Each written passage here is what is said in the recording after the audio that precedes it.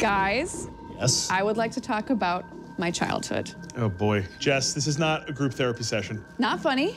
I was going to say how I was born in Buffalo, New York, and nearby was this place I used to visit a ton when I was a kid. Summer vacations, Christmas vacations. You might have heard of it. Buffalo Wild Wings. It's gotta be. Niagara Falls. Oh, Niagara Falls, of course, Niagara Falls, yes. yes. Oh my gosh. Natural wonder of the world. Tons of tourists visit there every year. Back in the 50s, it was really popular as a honeymoon hotspot. However, locals like me know that there's a lot of paranormal activity reported around that area, and there seems to be an uptick lately, and I would love to go out there and investigate and check it out. I have to say, it is the kind of thing that most people would never associate with Niagara Falls, but to Jess's point, it does have actually a really dark history. Often called the eighth wonder of the world, Niagara Falls sees over 22 million tourists a year, many of them happy newlyweds. But some believe this honeymoon capital of the world is home to a sinister paranormal force more powerful than the mighty falls themselves. Formed over 12,000 years ago, European explorers first set eyes on the falls in 1677, when Father Louis Hennepin, a member of famed French explorer René Robert La Salle's expedition, makes this sketch to accompany his written description. La Salle and his team quickly learned that for centuries, the falls and their surrounding areas have been stained by the blood of warring native tribes, who believe the land to be sacred, a place worth dying for. Bloodshed continues over the next 200 years as British, French, Native, and American forces viciously battle for control over Niagara's valuable trade routes. Thousands are killed. In 1801, American socialite Theodosia Burr, the daughter of Aaron Burr, yes, Hamilton fans, that Aaron Burr, embarks on a bridal tour of the falls with her new husband. Other elites take notice, and like modern-day influencers, word spreads and a honeymoon hotspot is born.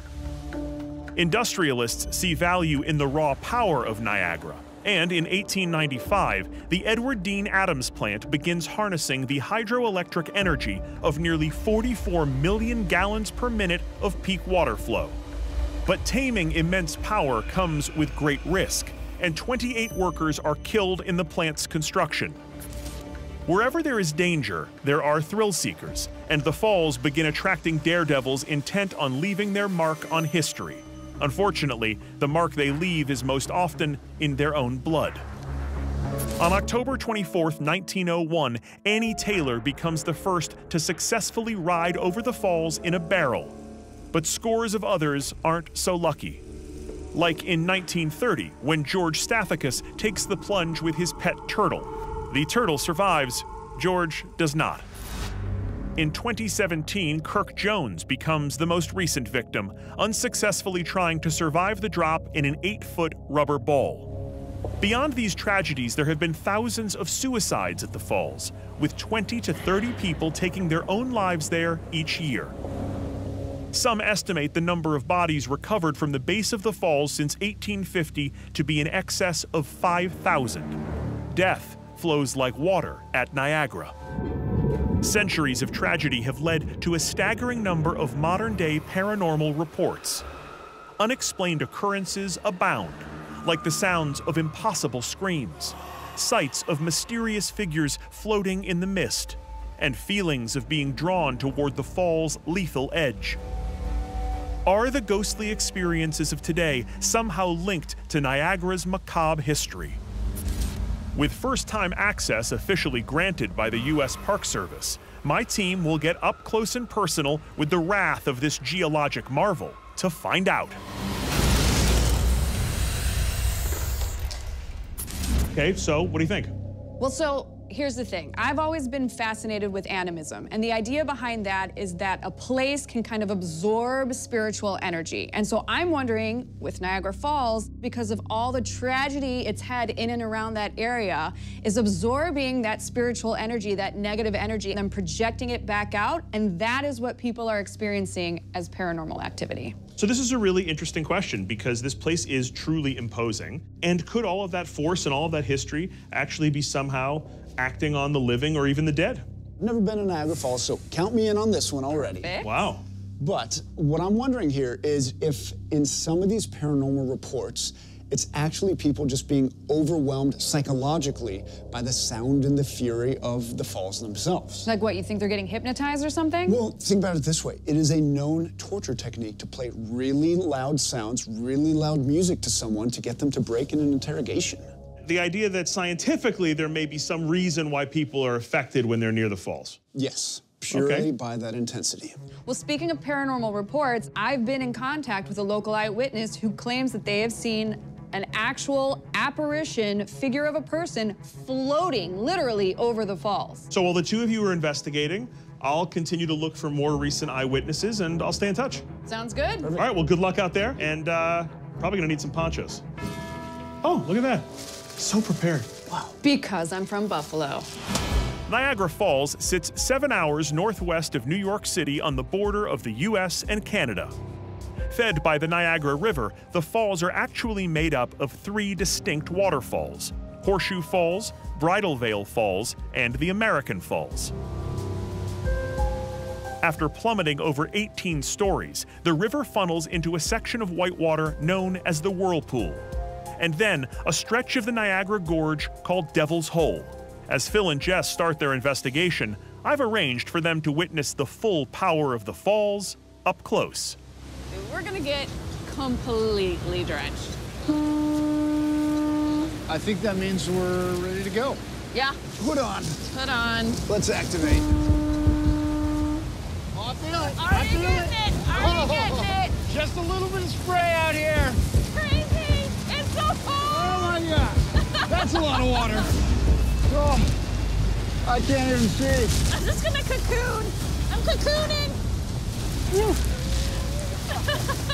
how rough these waters are. The water is churning like wild. Could you imagine going over the falls thinking you're gonna survive this? Absolutely not. All right, I'm good. I've had my fun and I'm ready to go home. Oh boy. So what'd you think? It's such a beautiful sight when you see it from afar, and it's so overwhelming when you're up close. You can't even open your eyes. I know. And now that we've been properly baptized by Niagara, I say we go meet our first witness. It works for me.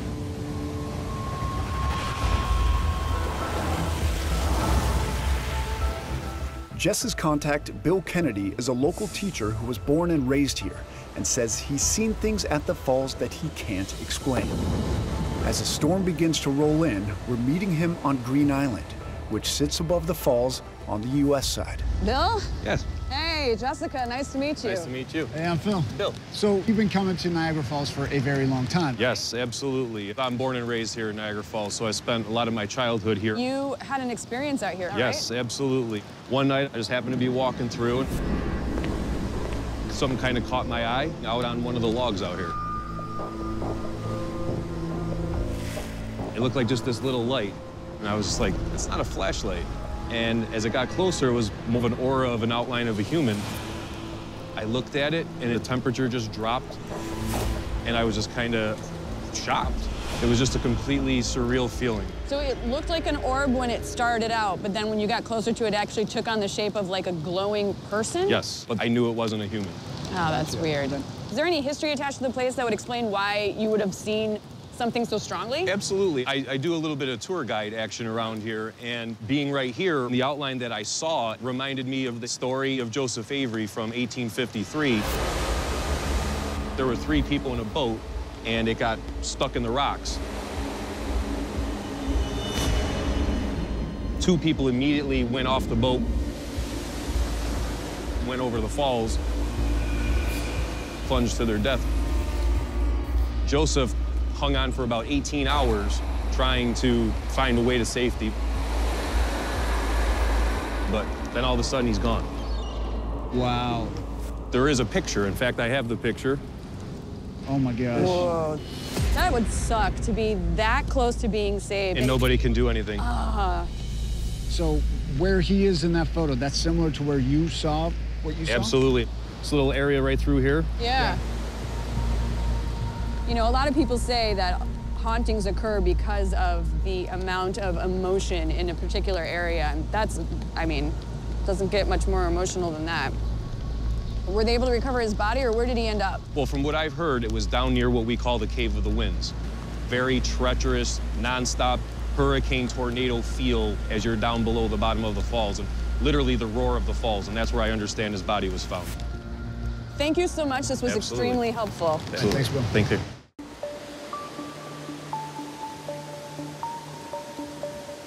Getting closer, you hear that roar? Mm-hmm. The Cave of the Winds is located at the base of Bridal Veil Falls, where Joseph Avery and countless others have met their demise. No paranormal investigative team has been granted overnight access so close to the overwhelming power of the falls. Going down. Wait, do you feel that? You can actually feel the ground shaking. We're getting close. As we approach the Cave of the Winds, Mother Nature's devastating fury is palpable. Whoa. Pretty majestic, huh? Amazing! So overpowering and really awe-inspiring. The falls are well lit with colored lights illuminating the rushing water and mist.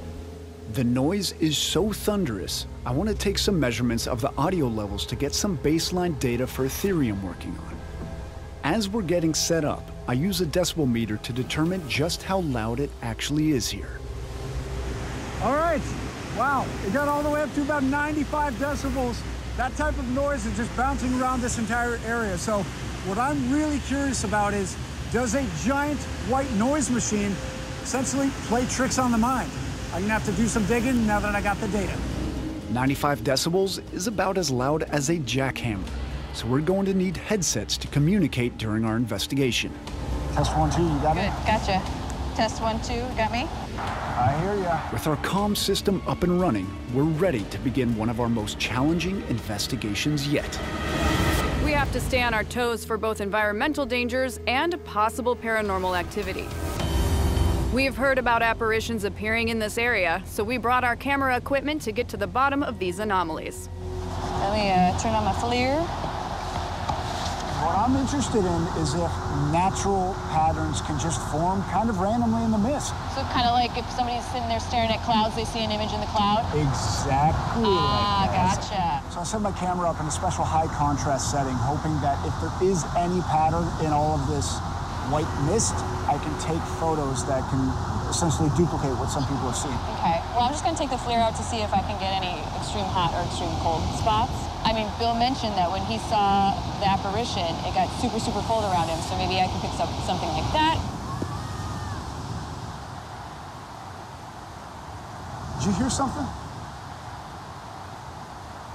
Was that a scream? Sounded like someone screaming. No, nothing. That's weird. I'll give the audio a check later and see if we picked anything up.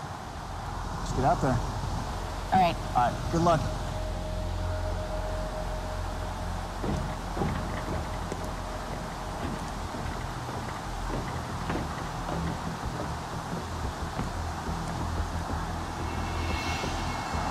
Woo. 750,000 gallons a second going over this thing. Time to take some photos.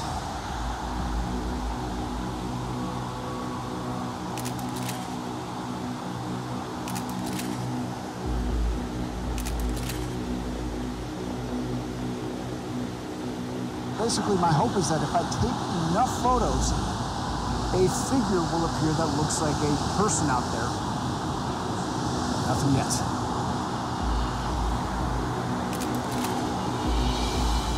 Whoa. But it really looks kind of like a body right through there. Wow.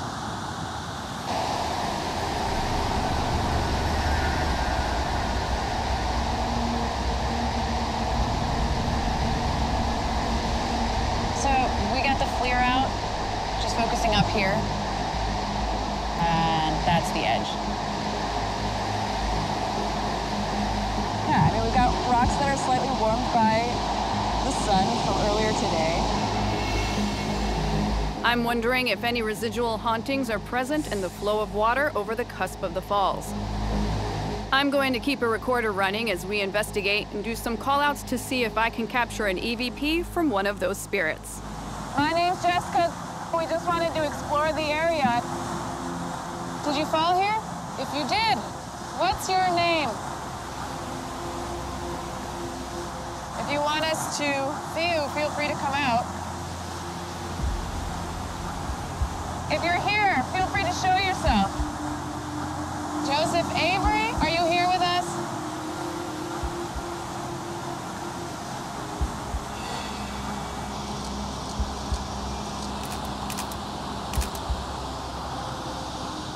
Ooh, I don't know if it's my eyes playing tricks on me, but I keep getting this same figure over and over.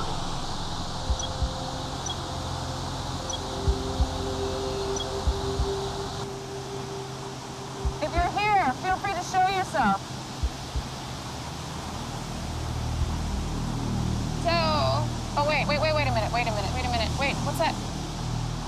Oh, I think I actually did get something on the flare. Bill, you copy? How's it going? I'm not sure what I got. I got something. I think it was kind of closer to the rocks.